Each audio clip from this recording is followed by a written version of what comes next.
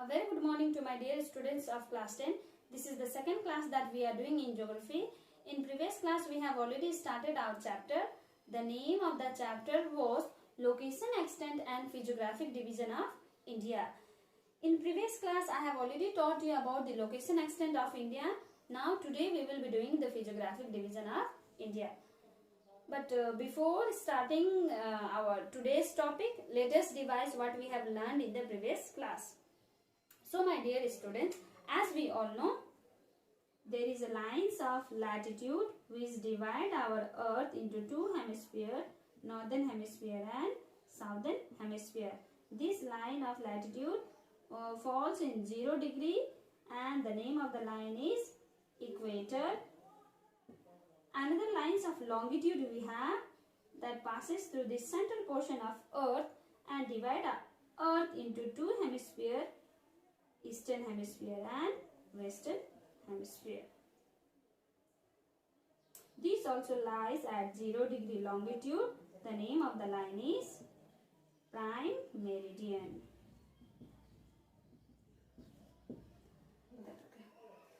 After knowing that the lines of latitude of 0 degree and lines of longitude of 0 degree divide our earth into 4 hemispheres, we have come to know that India lies in northeastern hemisphere.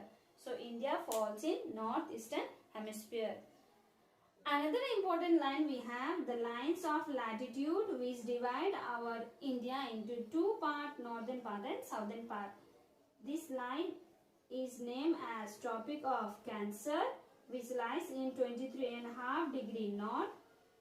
This Tropic of Cancer not only divide our India into two parts, but it also divide India into two climatic zone, temperate zone in the northern part, temperate zone in the southern part, tropical zone. Now let us come to the important topic, that is latitudinal and longitudinal extension of India. Say the official name of India is Sovereign Socialist Secular Democratic Republic, and the latitudinal and longitudinal extent of India is 8 degree 4 minute north to 37 degree 6 minute north. 8 degree 4 minute north to 37 degree 6 minute north. And longitudinal extension is 68 degree 7 minute east to 97 degree 25 minute east. So this was the latitudinal and longitudinal extension of India. The northernmost point of India is Indrakot, that lies in Jammu and Kashmir, and the southernmost point of India is Kanyakumari. Away from the mainland there is a southernmost point of India which lies in Andaman and Nicobar Island, which is known as Indra Point, which lies at the latitude of 6 degree 45 minute north. Which lies at the latitude of 6 degree 45 minute north. This is the southernmost point of India away from the mainland of India. Now come to the area that occupied by India. The area that India occupies is 32,87,263 square kilometer, and it holds 2.4% of land. Okay, India is known as peninsula because it is surrounded by water on three sides. 3 water bodies surround India. The eastern side we have Bay of Bengal, the southern part we have Indian Ocean, and the western part we have Arabian Sea.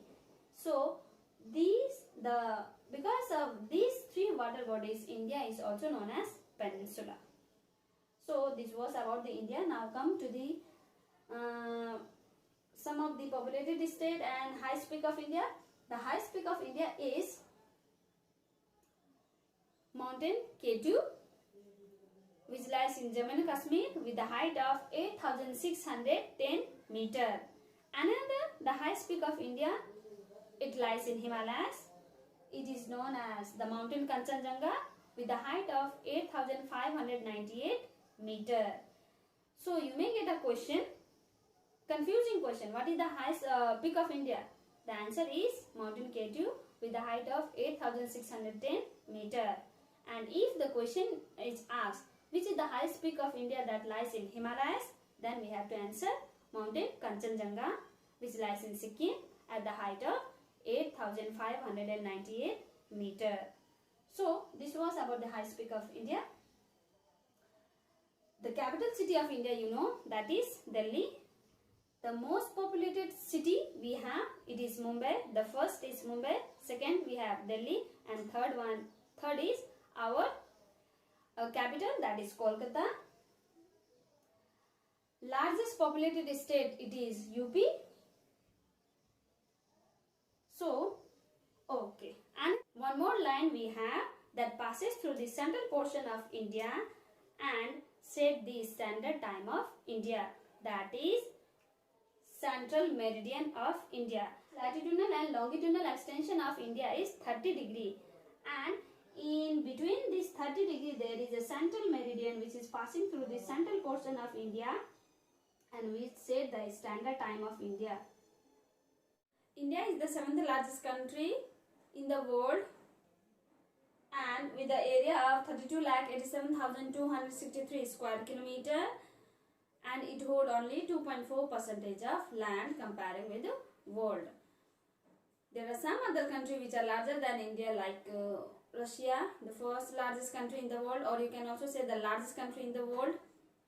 Second we have Canada, then we have China, then USA, then we have Brazil, then Australia at 6th position, and India lies at the 7th position. There are some other countries which are smaller to India, like Pakistan. India is 4 times bigger than Pakistan, and our neighboring countries like Bangladesh, India is 23 times bigger than Bangladesh. So this was about the location extent of India. Now let us go to the another topic, that is physiographic division of India.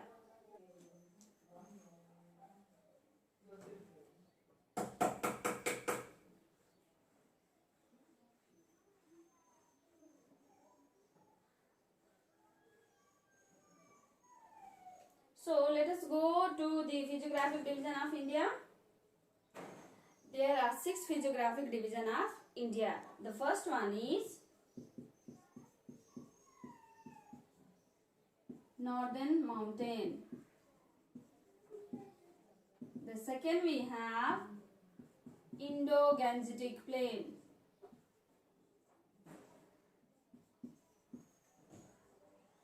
Indo-Gangetic Plain. Third we have Thar Desert. It is not mentioned in your book, or it is also known as Great Indian Desert. Fourth we have Peninsula Plateau. Fifth we have Coastal Plain, and sixth we have Island Group or 2 group of island that we have in India. So these are the physiographic division of India. Now let us go through it one by one in detail. So about the Northern Mountain Range, or you can also say the Northern Mountain of India.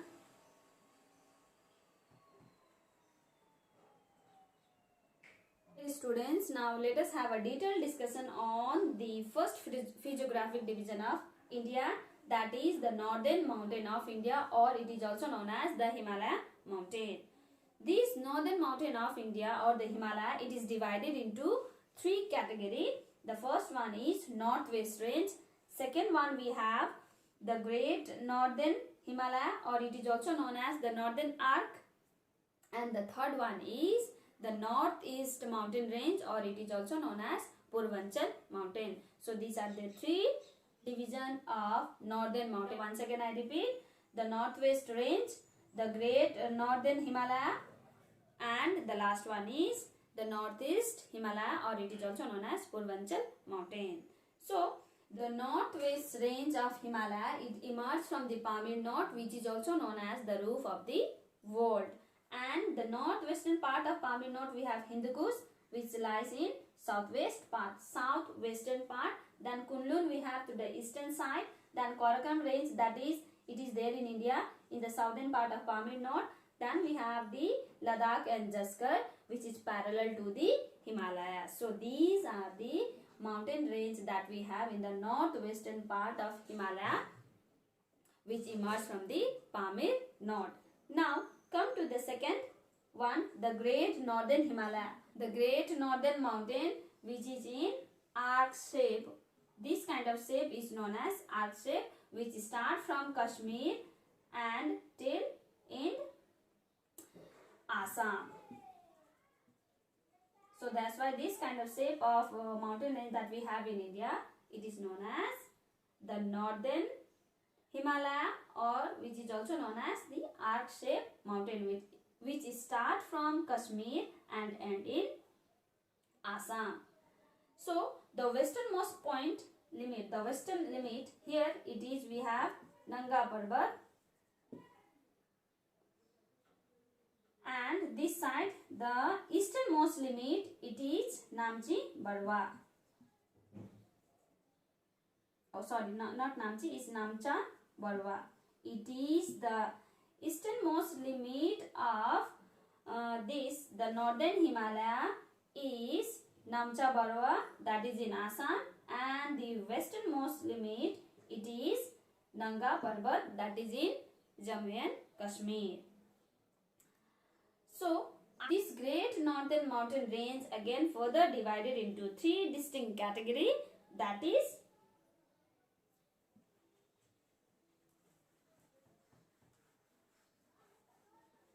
this northern mountain is again divided into three distinct categories with the altitude. The first one is Himadri. It is also known as Greater Himalaya, and this mountain has the height of more than 6,000 meters. So here best example I can give you, our Mount Everest, the world highest peak, falls in Himadri. Mount Everest and the Siachen Glacier. These are the highest glacier that we have, which falls in Himadri, and the Mount Everest also falls in Himadri. The Mount Everest falls in Himadri. And the second mountain range we have the Himachal, or it is also known as Lesser Himalaya, and it has these are the mountain range with the altitude of 3,500 meter to 4,700 meter. That means most of the hill station falls in this category, Lesser Himalaya, or it is also known as Middle Himalaya or Himachal. So like hill station like Mussoorie, Simla, all these falls in this Himachal, or it is also known as Lesser Himalayas or the Middle Himalayas, with the height of, these are the mountain range which has the height of 3,500 meter to 4,700 meter. Now the last one is Sivalik, or it is also known as the Inner Himalayas, and this mountain has the height of 900 meter to 1,200 meter. And that falls in this Sivalik range are Dehradun, Patlidun are some of the example that falls in this Sivalik range, and this Sivalik range has the height of 900 meter to 1,200 meter. So this was about the northern mountain of India. So our Purvanchal mountain consists of the hill running from Arunachal Pradesh, Mizoram, Manipur, Nagaland. So these are the hills that we found in this northeastern state of India. So some of the example of Purvanchal mountain or northeastern mountain of India is like Naga Hills, Mizo Hills, Patkai Bum, Garo Hills, Khasi Hills. So these are some of the example of this Purvanchal mountain. So my dear students, This was about the mountain range of India. Once again I repeat, our mountain range is divided into three categories. One is north-west mountain range that start from the Pamir North. Another we have the great northern mountain range that we have in India, which is arc-shaped mountain. Then we have the Purvanchal mountain. This great mountain range of India is divided into three categories: Himadri, Himachal and Shivalik. Purvanchal mountain are the mountain range that is running from the Arunachal Pradesh to Nagaland, Manipur, Mizoram. Some of the hills are Mizo Hills, Naga Hills, Patkai Bum, Garo Hills, Khasi Hills. So these are some of the example of the Purvanchal mountain.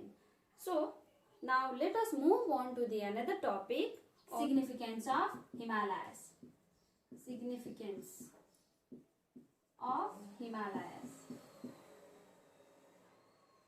So these Himalayas play a very important role to the people of India, because the first importance of these Himalayas is influence on climate.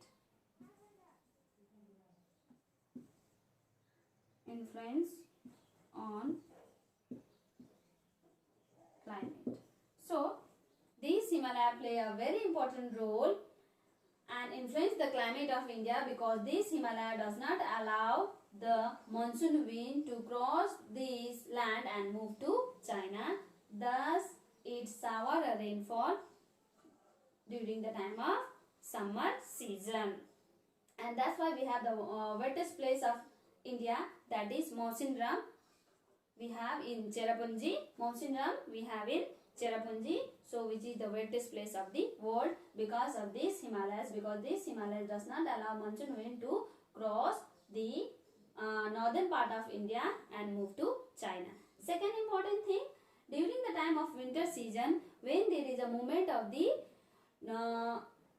wind from the Arctic region, during the time of winter season, when there is a movement of the wind, northeastern wind from the Arctic region, these winds are not allowed because of this Himalaya present in this region. These winds does not reach India and save India from the severe cold winter. So this was the significance of the Himalaya. So this was the significance of the Himalaya that we have in India.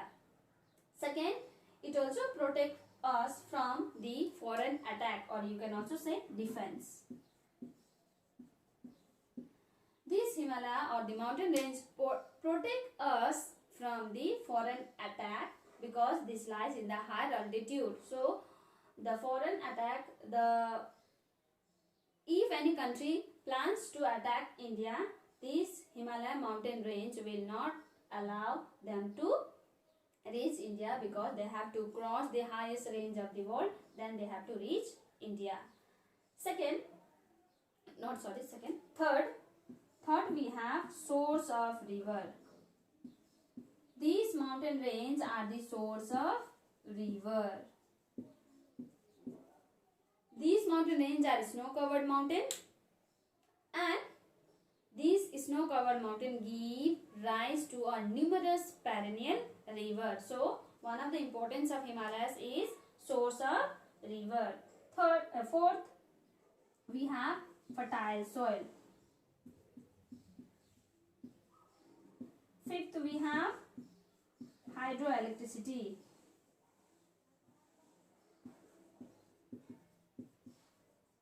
Sixth, we have forest wealth.